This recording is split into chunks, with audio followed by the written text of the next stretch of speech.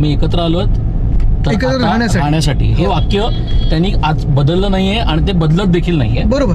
पण त्या सगळ्या गोष्टीमध्ये आज मी ते विचारणार नाही तुम्हाला काय फिलिंग आहे, कसं वाटलं, काय वाटलं, पण मला ती भावना जाणून घ्यायची आहे द डे हे सगळं सत्यात उतरत होतं.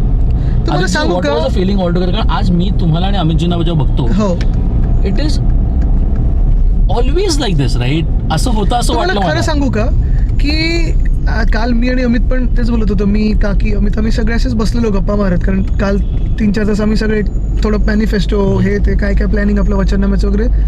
पण राजकारण एका बाजूला, नुसतं फॅमिली म्हणून जे आम्ही आत्ता एवढ्या वर्षानंतर भेटतोय बोलतोय ना, एवढं बरं वाटतं की एकमेकांसाठी आम्ही आहोत, एकमेकांची म्हणजे एक it's a very nice feeling. आणि आधी पण आम्ही शाळेत एकत्र कधी कधी जायचो फॅमिली फंक्शन्सला.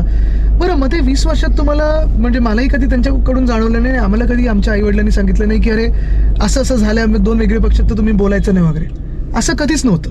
म्हणजे आम्ही कुठच्याही फंक्शनमध्ये एकत्र असलो, हा एक ते ऑकवर्ड असायचं की सगळ्यांचे डोळे आमच्यावर येतात, भेटणार की नाही, बोलणार की नाही, हे म्हणजे मला थोडं फनी वाटायचं की अरे एवढं का. पण अजूनही आहे ठीक आहे, ते आहे, पण आम्ही पण जाऊन नेहमी काका काकीना हाय हॅलो कसं काय वगैरे, ते म्हणजे ते दोन्हीकडून असायचं, ते दोन्ही फॅमिलीजकडून आम्ही तेवढं हे होतं. तर मला वाटतं म्हणून खूप स्मूथली, आणि आता पण टचवूड खूप असं नाही वाटत की कधी काही मध्ये अंतर होतं.